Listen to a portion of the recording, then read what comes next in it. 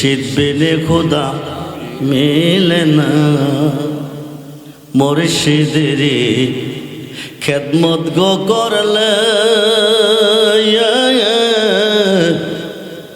আল্লাহ নবীর দিদার মিলে গো। এ কথাটা মসনবীর বল না তোমরা জানো না, মুর্শিদ বিনে খোদা শুধু সাহায্য করতে পারে তা না। চট্টগ্রামের জমিনে শুয়ে আছেন হযরতে আমানত শাহ রহমাতুল্লাহি আলাইহি। উনি কি করেছেন? জজকোর্টে জজ সাহেব বিচার করেন, আমানত শাহ পাশনে দাঁড়িয়ে দাঁড়িয়ে মাথার উপর বাতাস করেন। কেসের উপরে কেস আসতেছে, বিচার চলতেছে। একদিন একটা কেস, একটা ধনী মানুষ গরিব মানুষের বাড়িটা জাল দলিল বানাইছে, জজ কোর্টে গিয়া দলিল হাজির করছে। জজ সাহেব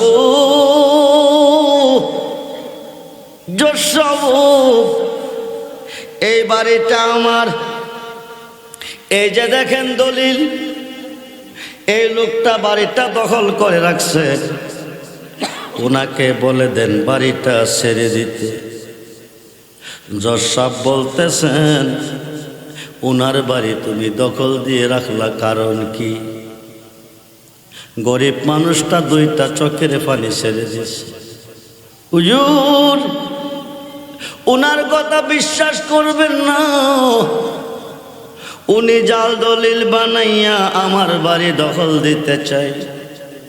হুজুর গো, আমার নামে অরিজিনাল দলিল আছে। জজ সাহেব বলতেছেন, মুখের কথা আমি মানি না, দলিল চাই। আইন চলে আইনের গতিতে, তোমার কাছে দলিল থাকলে তুমি দলিল দাও। গরিব লোকটা বলতেছেন, আমাকে 3 দিন সময় দাও। কয়দিন?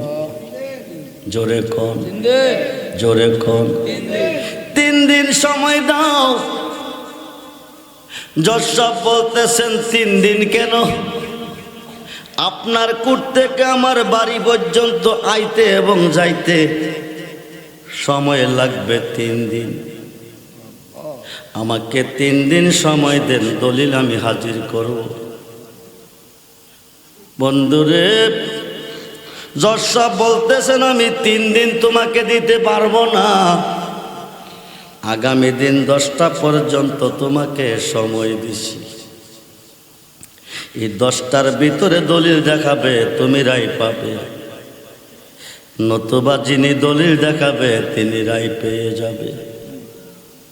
গরিব মানুষটার খানা পানি নাই, ঘুম নিদ্রা নাই, রাত্র প্রভাত কবে 10টা বেজে যাবে, দলিল লোকটা দলিল দিয়ে জায়গাটা নিয়ে যাবে। কিছুতেই সম্ভব না। 3 দিনের পথ অতিক্রম করে দলিল কোর্টে হাজির করা সম্ভব না। কি করবে? টেনশনে পড়ে গেছে। যেই মানুষটা জজ সাহেবের মাথায় বাতাস করেছে, এই মানুষটা জজ সাহেবের প্রিয় মানুষ। ওনার কাছে রিকোয়েস্ট করে দেখি 3 দিনের সময় নি পাই। উনি যদি বলে আমাকে জজ সাহেব 3 দিনের সময় দিবে। রাত্র গভীর হয়ে গেছে, আমানত শাহ রহমাতুল্লাহি আলাইহির ঘরের দরজায় গিয়া বসছে। কানতে কানতে কানতে কানতে রাত্র প্রভাত হয়ে গেছে। রাতের 3টা যখন বেজে গেছে, আমানত শাহ ঘুম থেকে জাগ্রত হয়েছে। ঘর থেকে বের হলো উজু করার জন্য, তাহাজ্জুদের নামাজ পড়বে। বের হয়ে দেখে গরিব মানুষটার কান্না দরজাটা ভিজে গেছে। কিরে বাবা, কি এইখানে বসে বসে তুমি কাঁদতেছ, কারণ কি? হুজুর, একমাত্র বাড়িটাই আমার সম্বল, দিনমজুরি কাম করে জীবন বাঁচাই।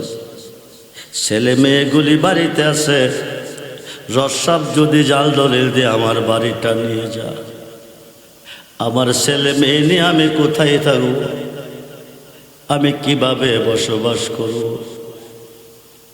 হুজুর আমাকে আপনি বলুন, আগামী দিন 10টা যখন জজ সাহেব দলিল চাবে, তখন আপনি বলে দিবেন ওনাকে 3 দিনের সময় দেন, আমি 3 দিন সময় পাবো, দলিলগুলি হাজির করব।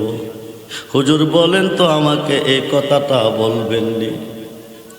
আল্লাহর ওলি আমানত শাহ রহমাতুল্লাহি আলাইহি বলেছেন তুমি ওযু করো, ওযু করাইলেন, নামাজ পড়ো, নামাজ পড়াইলেন। বন্ধুরে বন্ধুরে নামাজ কমপ্লিটের পরে যাই নামাজটা হাতে দিলেন, নদীর পার নিয়ে গেলেন, নদীতে নামাজের মাসালা বিছাইলেন, গরিব লোকটাকে নামাজের মাসালা দাঁড়া করাইলেন, দাঁড়া করিয়ে বলতেছেন তুমি চক্ষু বন্ধ করো, করলেন। ডাইন দিকে চাইও না, বাম দিকে চাইও না, পাছন দিকেও চাইও না, সরমুখের দিকে নজর রাখো, কিন্তু চোখ বন্ধ রাখো, চোখ খুইল না। যখন তুমি চোখের সামনে একটা আলো দেখবে, একটা বাতি দেখবে, তখন তুমি চোখের কবাট খুলবে। যেরকম সুবহান। চক্ষু বন্ধ করে দাঁড়িয়ে আছেন, হঠাৎ করে দেখতেছেন আলো দেখা যায়। এবার চোখের কবাট খুলে দেখতেছেন বাড়ির গাড়া হাজির হয়ে গেছে, পূর্বাকাশে সূর্য উদয় হয়েছে। যেরকম সুবহান। কয়দিনের পথ? জোরে কোন কয়দিনের পথ? 3 দিনের পথ অতিক্রম করালেন, বাড়ির গাড়ায় হাজির হয়ে গেল। ঘরে ঢুকছে, ছেলে মেয়েরা কাঁদতেছে, আব্বু যে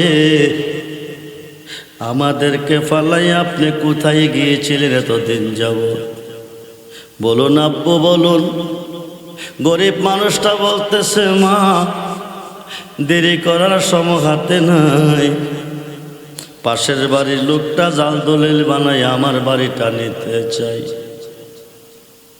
10টার ভিতরে দলিল যদি হাজির করতে না পারে রায় আমি পাবো না, উনি রায় পেয়ে যাবে। হাকিম লড়ে, হুকুম লড়ে না, 10টা দলিল হাজির করতে হবে, দেরি করার সময় হাতে নাই। ভূগোলের তলে দলিল গলি হাতে নিয়ে আবার তিনি নামাজের মাসালা বিছাইলেন, নদী পার হয়ে যে ঘাট থেকে গিয়েছিলেন ওই ঘাটে হাজির হয়ে গেলেন। 10টা বাজে দলিল নিয়ে কোর্টে হাজির হয়ে গেল। জজ সাহেব বলতেছেন দলিল আনছো নি? জি আনছি। দলিল দাও। দলিল দিলেন। জজ সাহেব বললেন তুমি চলে যাও। কেন চলে যাব? আপনি বলছেন দলিল 10টা দিতে, আমি দিয়েছি, চলে যাব কেন? তুমি আমার সাথে মিথ্যা কথা বলেছ। কিভাবে? গতকাল যে গাইছিলাম দলিল তোমার কাছে আসেনি, তুমি কইছ আছে। আমি কইছি দলিল দাও, তুমি কইছ 3 দিন সময় দাও। 3 দিনের আগে দলিল হাজির করা সম্ভব না। গতকাল তোমরা কাঁদতেছেন জজ সাহেব, জজ সাহেব দলিল আমি দিয়েছি, আমাকে রায় দিয়ে দেন। 3 দিনের পথ অতিক্রম করে দলিল কেমনে হাজির করলেন? ডকুমেন্ট দেন, নাইলে রায় তোমাকে আমি দিব না। এবার আমানত শাহর দিকে চাইতেছে, গরিব মানুষটা চোখের পানি ছাড়তেছে। আমানত শাহ পাছন থেকে ইশারাটা কয় আমার নাম, আমার নাম কইও না, কইও না। কিন্তু এখন না কইলে রায় তো গরিব লোকটা পাইব না। শেষ পর্যন্ত জজ সাহেব 3 দিনের পথ, সংক্ষিপ্ত সময়ের পথ বানাইয়া 10টার ভিতরে যিনি দলিল কোর্টে হাজির করে দিল, তিনি তোমার পাছনে বাতাস করতেছে। পাছন দিকে চাইয়া দেখে নাই, আমানস্যা নাই নাই। একটা মানুষের 4টা বডি কয়টা? চক্র হলো 20টা। কয়টা? বডি হলো 4টা, চক্র হলো 20টা। জাকিরি হলো 2টা, বাতিনি হলো 18টা। একটা ফিজিক্যাল, একটা ইথিক্যাল, একটা করসাল, একটা হেয়ারস্টাইল, একটা শরীয়তে, একটা তরিকতে, একটা হাকিকতে, একটা মারিফতে। একটা বডি দিয়ে তিনি বাতাস করেছে, আর একটা বডি দিয়ে তিনি গায়েব হয়ে গেছে। সুবহানাল্লাহ বলেন। জজ সাহেবকে দেখে দেখো 3 দিনের পথ, ঘন্টার পথ বানাইয়া যে মানুষটা দলিল হাজির কইরা সমস্যার সমাধান দিল, তারে তুমি চিনলা, আমি চিনলাম না। বন্ধুরে, ওই আমানুষ্যা রহমাতুল্লাহি আলাইহি চট্টগ্রামের জমিনে শায়িত আছে। আল্লাহর অলিগণ মরে নাই, মরে নাই। আল্লাহর অলিগণ সাহায্য করতে পারে। ওয়াবতাগু ইলাইহিল উসিলা ওয়া কুনু মাস সাদিকিন।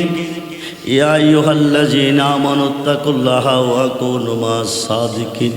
জোরে কোন সুবহানাল্লাহ।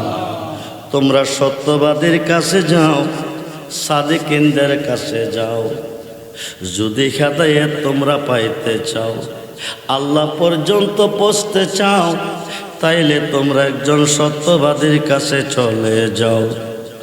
সমস্ত ওলিদের সরদার বড় পীর আব্দুল কাদের জিলানী সমস্ত পৃথিবীর ওলিদের কাঁধে যার কদম। বর্তমান পৃথিবী 356 জন শীর্ষস্থানীয় ওলিগণের নিয়ন্ত্রণে আছে এবং কিয়ামতের আগ পর্যন্ত থাকবে। ওলি আল্লাহ যারা মানে না, এই জমিনে বাস করা তাদের জন্য জায়েজ না। এই দেশটা হচ্ছে ওলিদের দেশ। কার দেশ? জোরে কোন কার দেশ? 360 আউলিয়ার দেশ এই বাংলাদেশ। 360 আউলিয়ার দেশ। হুজুর গাউসে পাক সমস্ত ওলিদের কাঁধে যার কদম, যার কাঁধে আমার নবীজির কদম মোবারক। মুর্শিদের নামের দোহাই দিলে কঠিন বিপদ থেকে মুক্তি পাবে। গাউসে পাকের একজন মুরিদ 11 জন বন্ধু নিয়ে বিকালবেলা একটা বাগানে প্রবেশ করেছে। বাতাস খাবে, ভ্রমণ করবে। হঠাৎ করে দেখতেছে একটা সর্প চলে যাইতেছে। গাউসে পাকের মুরিদে সাপটারে বাড়ি দিছে, সাপটা মারা গেছে। ঘূর্ণিঝড় শুরু হয়ে গেছে। সুবহানাল্লাহ বলেন। কি জ্বর শুরু হয়ে গেছে? কথা বলুন, কি জ্বর? বাড়ি দিছে কি? মারছে কারে?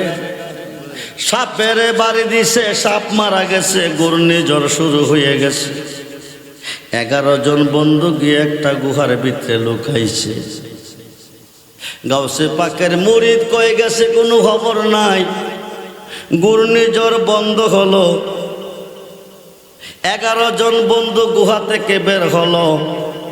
বের হয়ে দেখতেছে বাগান খালি, একটা গাছও নাই। সুবহানাল্লাহ বলে। বাগান খালি, একটা গাছও নাই। কিন্তু বড় পীরের মুরিদও দেখা যায় না। নাই গেল কই? হঠাৎ করে দেখতেছে রাজকীয় পোশাক পরে মুরিদে আইতেছে। সুবহানাল্লাহ বলেন। কি পোশাক? কি পোশাক? রাজকীয় পোশাক পরে আইতেছে। 11 জন বন্ধু জিজ্ঞেস করে, এই পোশাক পাইলা কই? তুমি গেলা কই? কইতে আইছো? গাউসে পাকের মুরিদ কো, আমি কই গেছি আমি নিজেই জানি না, তবে এতটুকু আমি বলতে পারি, মাথাটা আসমানে, কদমটি জমিনে, যেরকম সুবহানাল্লাহ। মাথাটা আসমানে, কদমটি জমিনে, বিরাট বড় একটা দৈত্য। কি জোরে কোন কি? বড় পীর শুধু ইনসানের পীর নয়, জিন জাতের পীর। 6-7 লম্বা একটা রান্দাও হাতে নিয়ে দাঁড়িয়ে আছে। তাকে দেখার পরে আমার কলেজা শুকিয়ে গেছে। আমি এখন কি করব? ভয়ে অন্তর থরথর করে কাঁপতেছে। হঠাৎ করে তুই আমার পুতের মারছত, আমি তোরে কাটবো। আমি বলতেছি দোহাই লাগে তুমি আমারে কাট্টো না, আমি তোমার পুতেরে মারছি না। দৈত্য তোরা যে এই বাগানে ঢুকছিলি, এই বাগানে আমার পুত ছিল। তোদেরকে দেখা জান বাঁচাইবার জন্য সর্পরূপ ধারণ কইরা যাইতেছিল। সাপটা আমার সত্যি বলেছি, এইটা আমার পুত ছিল। সুবহানাল্লাহ বলেন। হুনের বদলি হুন, দৈত্যর ভূত মারছে, এখন মুরিদ রে কাটবো। বড় পীরের মুরিদ ডাক ডাক, এখন তো বাঁচার মতো কোনো পথ নাই, এখন কি করব? হঠাৎ করে তুমি আমারে মারো, কাটো, অসুবিধা নাই। মারবার আগে 5টা মিনিট সময় চাই। কয় মিনিট? জোরে কোন কয় মিনিট? দৈত্য 5 মিনিট সময় তুই কেন চাস? আমার একজন হুজুর আছে, আমি হুজুরের কাছে যাব আর আসবো। তুমি মাইরা ফেললে আমার কোনো দুঃখ থাকবে না, মেরে ফেললে কোনো দুঃখ থাকবে না। দৈত্য তোর হুজুরের নাম কি, বাড়ি কই? আমার হুজুরের নাম আব্দুল কাদের জিলানী। আরো আসতে কোন, আরো আসতে কোন। যেই মাত্র আব্দুল কাদের জিলানী বলছে, সঙ্গে সঙ্গে দাউটা জমিনে পড়ে গেছে। আল্লাহু আকবার বলেন। দৈত্যর হাত থেকে দাউটা কি হইছে? কি হইছে? জমিনে পড়ে গেছে। এবার দৈত্য বলতেছে, ও গাউসে পাকের মুরিদ, তুমি শোনো, আমার পুতেরে তুমি মারছো, খুন করছো, অসুবিধা নাই, তাতে আমার মনে কোনো দুঃখ নাই।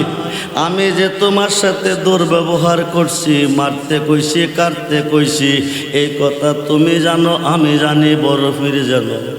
জানে। যদি বড় পীর জানতে পারে, দৈত্যর বংশ নিপাত করে ফেলবে। এই নাও তোমার রাজকীয় পোশাকটা দিয়ে দিছি। সালাত নিয়া রাসূলান আলাইকুম সালামুন ইয়া হাবিবাল্লাহ, সালাত নিয়া রাসূলান আলাইকুম সালামুন ইয়া হাবিবাল্লাহ। আমল নাই মুর পর পারে দেখাইবার, তোমার নামের তসবিহ বড় শায়া আমার। সালাত নিয়া রাসূলান আলাইকুম সালামুন ইয়া হাবিবাল্লাহ। মনে আশা বুকে তোমায় রাখিতাম, মদিনার মাটি যদি হইতাম। সালাত নিয়া প্রাণ হলে আলাইকুম সালামুন হাবিবাল্লাহ। সাধ্য নাই মুর যাইতে তোমার দ্বারে, বেদনারে সুর পৌঁছাইব কি করে। সালাত নিয়া রাসূলান আলাইকুম সালামুন ইয়া হাবিবাল্লাহ। কুমিল্লাবাসীর জীবন ধন্য, বাক্কাবাসী মক্কা পাইল নবীজির কারণে, ইয়াসরাবাসী মদিনা পাইল নবীজির কারণে। বাক্কা মক্কা হলো নবী নাম রেখেছে, এসরা মদিনা হলো আমার নবী নাম রেখেছে, এই কুতুবনগর নামটা বাবা রেজবি দিয়েছে। ঠিক কিনা? জোরে বলুন ঠিক কিনা? রেজবি বাবার কাছে বায়াত হয়েছ, মুরিদ হিসাবে দাবি করতেছ, কিন্তু ভক্তি বিশ্বাস নাই অন্তরে। ভক্তি নাই রে বন্ধু। যদি বাবার প্রতি ভক্তি বিশ্বাস থাকতো, বাবা কইছে ভক্তি এ মুক্তি, আজকে কুমিল্লার মানুষ এই মাহফিলে প্রেজেন্ট থাকতো। জোরে কোন ঠিক কিনা? যিনি রক্তের বিনিময়ে পেয়েছি ইমান ও ইসলাম সত্য পথের সন্ধান, তিনি বা জামানার মুজাদ্দিদ মহিউসুন্নাহ বাবা রেজবি মাওলা। ঠিক কিনা বন্ধুরে? 320 জন ওলিদের সমাগমে হুজুর গাউসে পাক বাগদাদের মসজিদে শুক্রবার দিন খুতবা দিতে গিয়ে বলতেছে, কাদামি হাজিহি আলা রাকাবাতে করলে ওলিল্লাহ। জোরকন সুবহানাল্লাহ। গাউসে পাকের যুগে ওলি ছিল 320 জন। কয়জন? গাউসে পাকের যুগে আল্লাহ পাকের পক্ষ থেকে বেলায়েত প্রাপ্ত ওলি ছিল 320 জন। বর্তমান পৃথিবী আছে 356 জন। এই 320 জন ওলির সমাগমে গাউসে পাক বলছেন, কাদামি হাজিহি আলা রাকাবাতে কুল্লে ওলিল্লাহ। সমস্ত ওলিদের কাঁধে আমার কদম। সুবহানাল্লাহ বলে। 320 জনের মধ্যে 318 জন গাউসে পাকের কদমের নিচে কাঁধ ছেড়ে দিছে। বাকি রইল কয়জন? 2 জন। একজন কাদামি আলা রাহাসুহাইনি, আমি রাখছি আমার চোখ এবং মাথার উপর। সুবহানাল্লাহ বলে। 318 জন ওলি গাউসে পাকের কদম রাখছে তাদের কাঁধের উপর, একজন রাখছে চোখ এবং মাথার উপর। সঙ্গে সঙ্গে গাউসে পাক, আন্তা সুলতানুল হিন্দ, তুমি হিন্দুস্তানের ওলিদের সুলতান। সুবহানাল্লাহ। এই মানুষটা হলো হিন্দের ওলি, হাজা গরিবে নেওয়াজ। বলুন না সুবহানাল্লাহ। বাকি রইল কয়জন? বাকি রইল কয়জন? একজন, ওনার বাড়ি হলো আফ্রিকার আজমে। উনি গাউসে পাকের কদম কাঁধে নিতে রাজি না। আল্লাহর ওলিকে সম্মান না করলে রাজাল কি আসে? একজন রাজি না। গাউসে পাক তাকে সাসপেন্ড করলেন। সুবহানাল্লাহ বলেন। কি করলেন? বেলায়েতের দপ্তর থেকে তাকে সাসপেন্ড করে দিলেন। সেই পাওয়ার আমার আল্লাহ গাউসে পাকের দিয়েছেন। বলুন সুবহানাল্লাহ। এখন তিনি ওলি নয়, পাবলিক হয়ে গেল। পাবলিক হয়ে গিয়ে এক খ্রিস্টানের বাড়িতে চাকরি করে। কার বাড়ি? জোরে কর। কার বাড়ি? কার বাড়ি? আসিল কি? ওলি। আসিল কি? হইল পাবলিক। কি হইল? কি হইল? কে বানাইল? বরফির। কে বানাইল? বরফির। অপরাধ কি? গাউসে পাকের কদম তাদের কাঁধে, তার কাঁধে নিতে রাজি না। সাসপেন্ড করে দিল। এখন উপায় কি? খ্রিস্টানের বাড়ি গিয়ে কাজ করে খিঞ্জির চড়াই। নাউজুবিল্লাহ বলুন। খিঞ্জির চিনেননি? সামাররা মেতর রাখা শুকর। শুকর কি চড়াইতেছে? শুকর চড়াইতেছে। লোকটা আসিল কি? ওলি ছিল। কি ছিল? হইল কি? পাবলিক। কাজ করে কি? শুকর চড়া। অপরাধ? গাউসে পাকের কদম কাঁধে নিতে রাজি না। শুকর চড়াইতেছে। শুকর একটা বাচ্চা দিছে। কি দিছে? বাচ্চা দিছে ময়দানে। মালিকে হুকুম করছে বাচ্চাটা নিয়ে আসো বাড়িতে। আসার পথে একটা নদী পার হইতে হবে। কি নদী? এখন বাচ্চা তো নদী পার হইতে পারবে না। যদি বাচ্চাটা মারা যায় মালিক তার কাছে কফিয়ত চাবে। মালিকরে মন খুশি রাখতে বাচ্চাটারে বাঁচাইতে গিয়া কাঁদে নিছে। নাউজুবিল্লাহ। কই দিছে? বাবা রেজবি একটা কাগজের মধ্যে নামটা লিখে দিছে, জন্মের পরে এই নামটা তুমি রাখিও। 10 মাস পরে জন্ম নিল ছেলে, নামটা পাইল কাগজে ছেলের। সুবহানাল্লাহ। 10 মাস পরে সন্তানটা জন্ম নিল মেয়ে, হাই কাগজটা হলে নামটা পাইল মেয়ের। রুহ জগতে সন্তানটা রয়েছে, দেহ জগতে আসার 6 দিন অথবা 7 দিন পরে নামটা নির্ধারিত করে রাখবে। রুহ জগতে থাকতে বাবা রেজবি নামটা দিয়েছে। সুবহানাল্লাহ বলেন। দিছে কি দেয় নাই? আরে দিছে কি দেয় নাই? নারে তাকবীর, নারে রিসালাত, নারে গাউসিয়া, আহলে সুন্নাত ওয়াল জামাত, রেজবিয়া দরবার শরীফ, রেজবিয়া দরবার শরীফ। সকলে বলুন মারহাবা। বাবা রেজবিকে যারা চিনছে তারা সর্বধনের ধনী হয়ে গেছে। ইহকালে ধনী, পরকালেও। রেজবি নামের দোহাই দিয়ে কবর, হাসর, মিজান, ফুলচেরাত পার হয়ে যাবে। রেজবি নামের দোহাই দিয়ে। বাবা রেজবির শান কত যে মহান, দেখবে ময়দানে মহাশর, মুসিবতের ময়দান। আল্লাহর কোঠে, নবীর কোঠে বাবা রেজবির শান কত যে মহান। কারণ বাবা রেজবির জীবনটাই কোরবান করছেন আমার নবীজির প্রেমে। ঠিক কিনা বলেন? নবীজির জীবন আদর্শ, সাহাবীদের জীবন আদর্শ হুবহু বাবা রেজবির জীবন আদর্শ। সঠিক পথ, সঠিক পথের পরিচয় দিয়েছে বাবা রেজবি।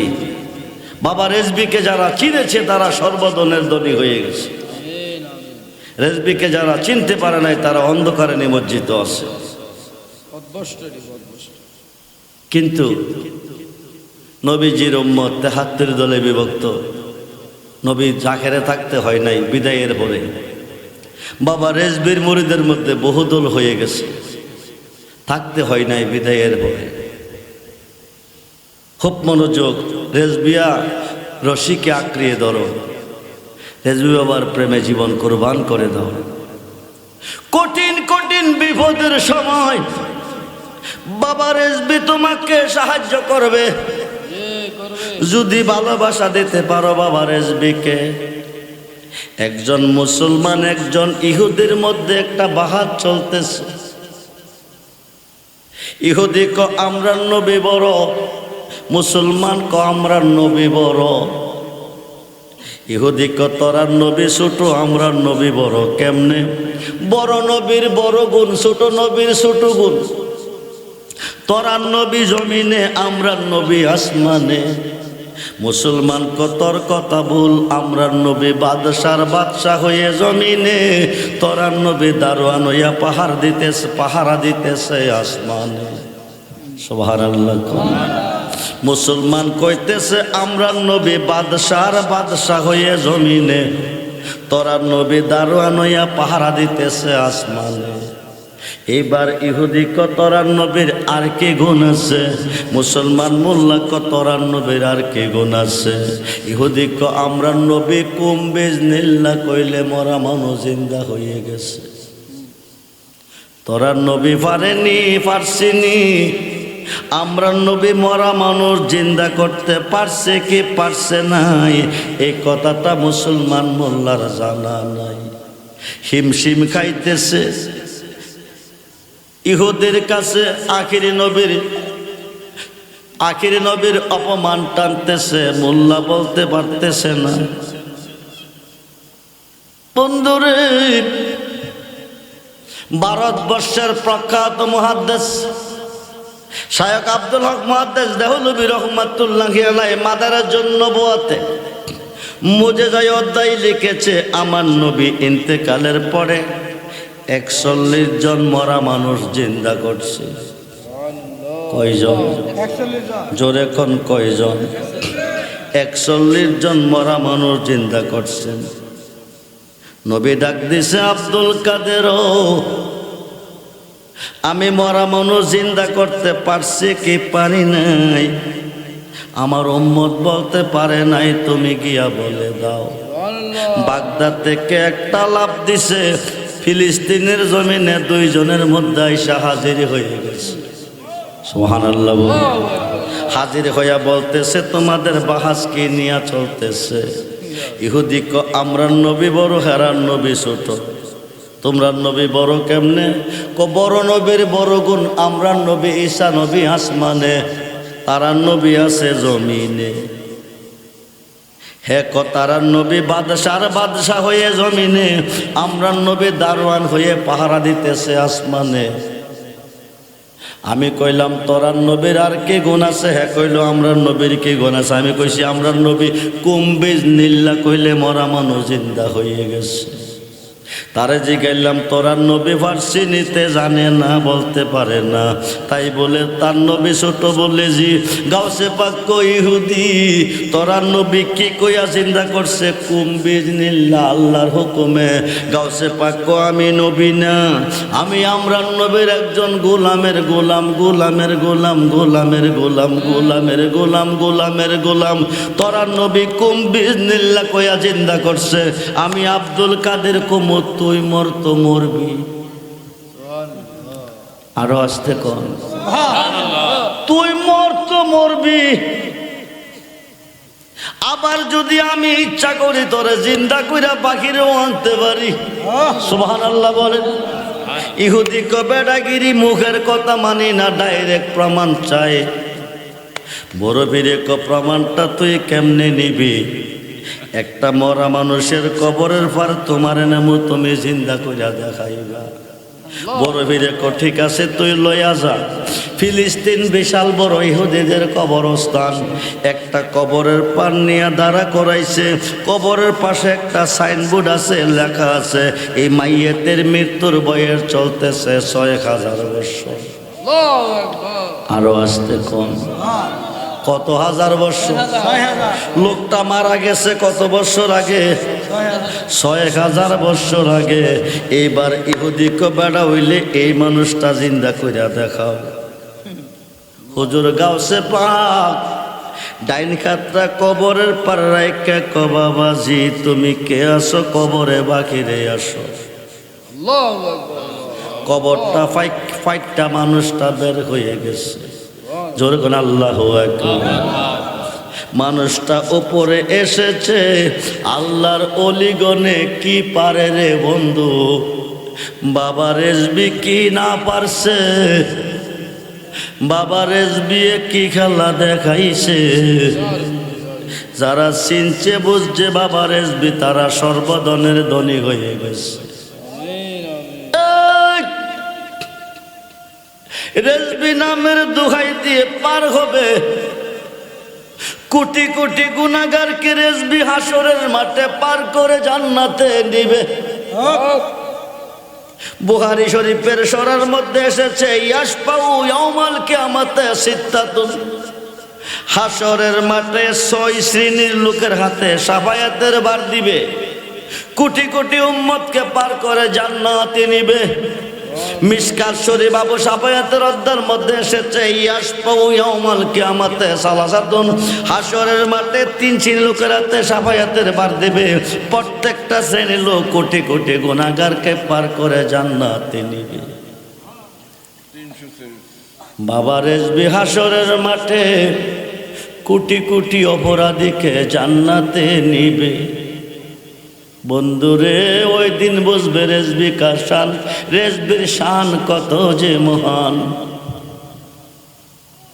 হাসরের মাঠ বানাইবার আল্লাহর কোনো দরকার নাই, মিজানের পাল্লা লটকাইবার আল্লাহর কোনো দরকার নাই, ৫০,০০০ বছর দাঁড়া করাইবার আল্লাহর কোনো দরকার নাই। আল্লাহ অন্তর্যামী। পৃথিবীর মানুষ কয়জন বেহেশতি, কয়জন দোজখী আল্লাহ জানে কি জানে না? কুমিল্লার মানুষ কয়জন নেকি, কয়জন পাপী আল্লাহ জানে কি জানে না? ইন্তেকালের পরে বলতে পারে, তোরা বেহেশতি বেহেশতে যা, তোরা দোজখী দোজখে যা। হাসরের মাঠ তিনি কেন বানাইবেন? 50,000 বৎসর কেন দাঁড়া করে রাখবেন? একটাই কারণ, নবীজির শান কত যে মহান, নবীজির শান কত যে মহান। করিতে প্রমাণ সাজাইবে মাঠ, লটকাইবে মিজান। বাবা রেজবির শান কত যে মহান, দেখবে ময়দানে মহাশর মুসিবতের ময়দান। লোকটা বাকিরে আসছে, 3.5 কাঠ বডি, 2 ভাগে ভাগ দেখা যায়। নাভি থেকে পা পর্যন্ত পুরে পুরে পুরে পুরে আংরা হইতেছে। আগুনের আংরা চুলার মধ্যে যেভাবে দাউ দাউ করে আগুন জ্বলে, নাভি থেকে পা পর্যন্ত এইভাবে আগুন জ্বলতেছে। নাভি থেকে মাথা পর্যন্ত জান্নাতি পোশাকে আবৃত আছে। সুবহানাল্লাহ বলেন। বডিটা 2 ভাগ।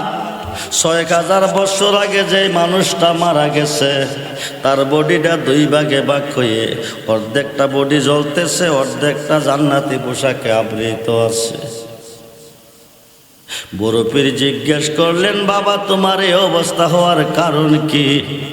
লোকটা বলতেছেন, এই অবস্থার কারণ হইল আমার মা। সুবহানাল্লাহ বলেন। হুজুর বাকিরে আনছেন, ভিতরে দিয়ে না। 6,000 বছর পর্যন্ত পড়তেছি, এই পুরো আমি আর সইতে পারি না। আমার ভিতরে এই অবস্থা দিয়েন না। তোমার মা কি করছে? আমি ব্যবসা বাণিজ্য করতাম, শহর বন্দরে থাকতাম, বাড়িতে গেলে মার জন্য কিছু নিতাম। মা খেয়ে খেয়ে আমার জন্য দোয়া করত। এই দোয়ার বিনিময়ে জান্নাতি পোশাকে অর্ধেকটা বডি আবৃত, বাকি বডিটা পরে পরে কয়লা হয়েছে। কারণ কি? আমি একদিন শহর থেকে বাড়িতে গেছি, আমার বেবি আমার মার বিরুদ্ধে কমপ্লেন করছে।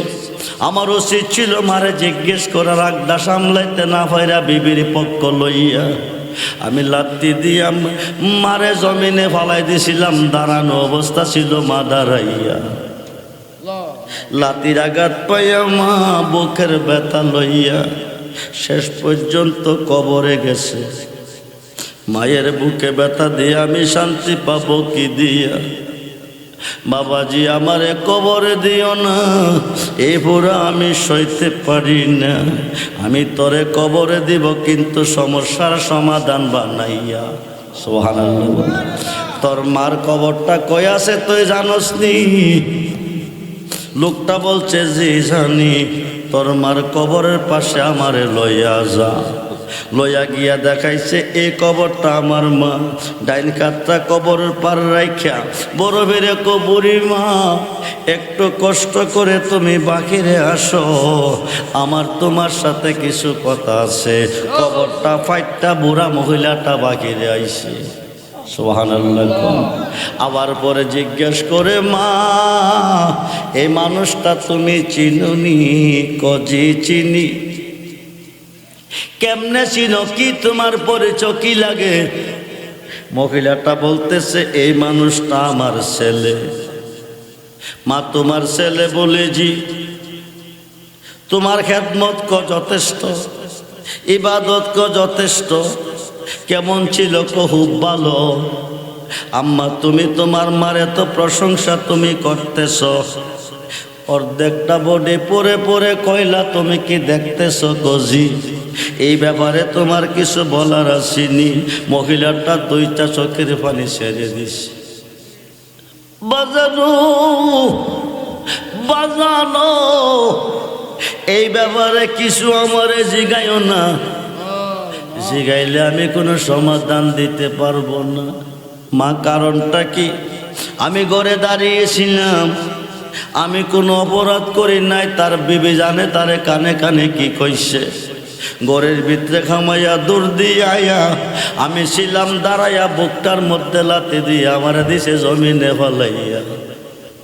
ডাক্তার কবিরাজ দিয়া কত চেষ্টা করছি, বুকের ব্যথা ভালো হয় না।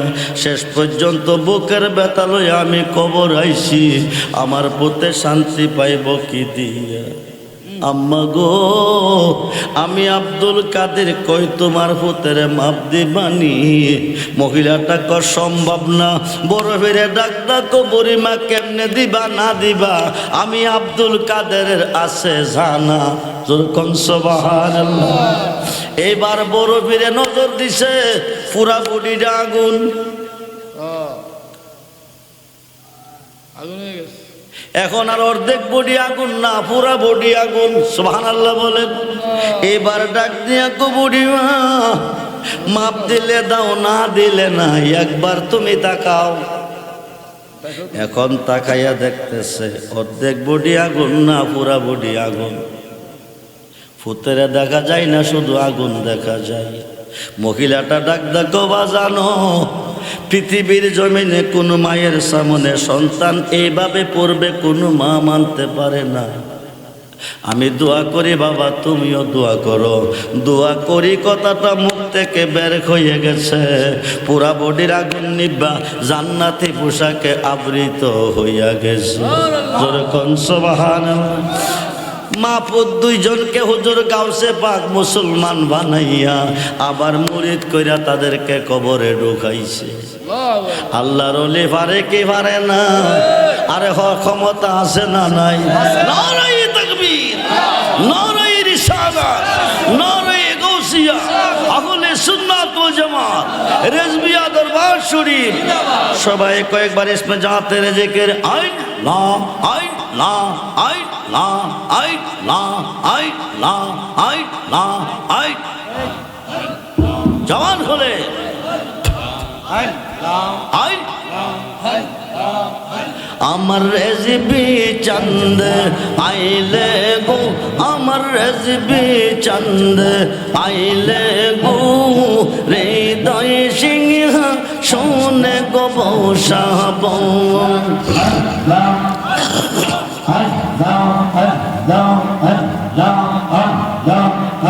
আমার রেজবি বাবা আইলে গো আমার রেজবি বাবা আইলে গো হৃদয় সিংহ শোনে গো বসাব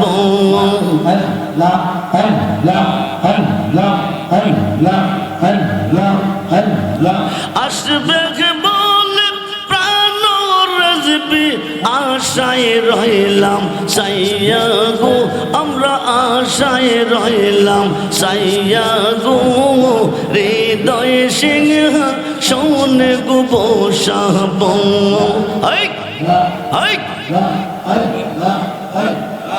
জবান হলে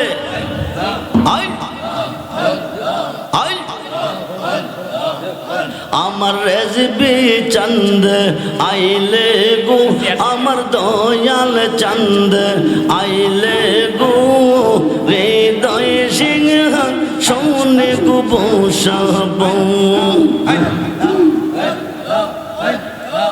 আমার যত মনের জ্বালা কে দিবেন বাইয়া গো হাই গাই কে দিবেন বাইয়া গো হৃদয় সিংহ শোনে গো বসাব আমার রেজবি চন্দ আইলে গো আমার সদরুল চন্দ আইলে গো হৃদয় সিংহ শোনে গো বসাব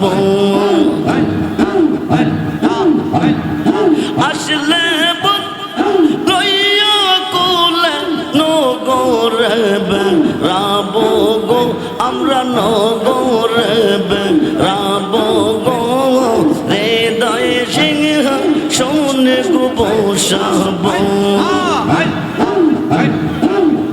আমার রেজবি চন্দ আইলে গো আমার সদরুল চন্দ আইলে গো হৃদয় সিংহ শোনে গো বসাব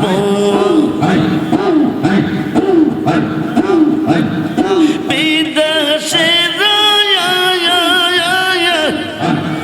প্রাণ সহ পেলে কান্দিতে হই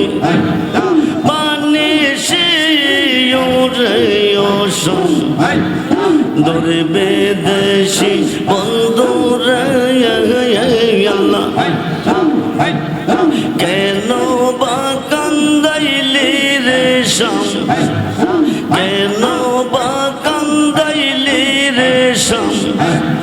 পাগল বানাইলি রে ওরে অসম ধরবে দেশি বন্ধু রে আল্লাহ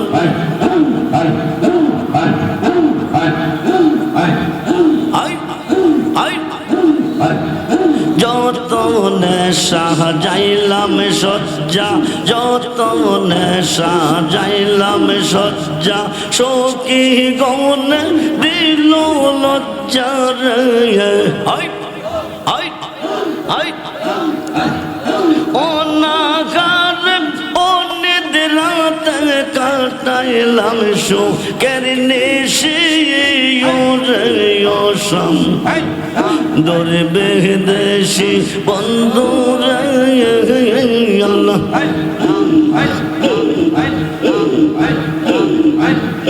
রাত রোয়াইনা নিশে কালে রাত রোয়াইনা নিশে কালে মনে রাগুন দ্বিগুণ জ্বলে রে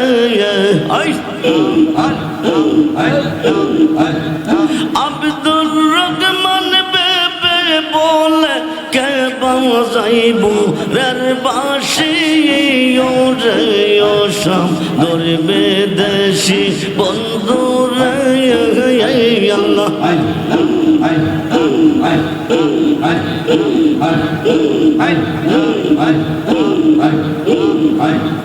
কেন বা কান্দাইলি রে শাম পাগল বানাইলি রে ওরে অসম ধরবে দেশি বন্ধু রে আল্লাহ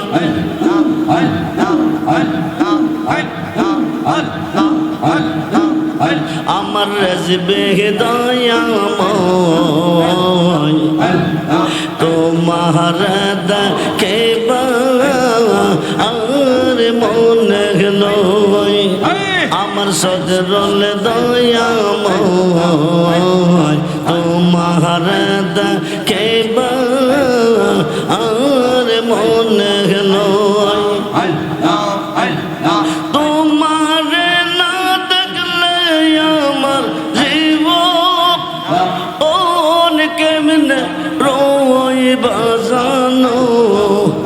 আমার মুর্শিদ দয়াময় তোমার দেখে আর মনে নয়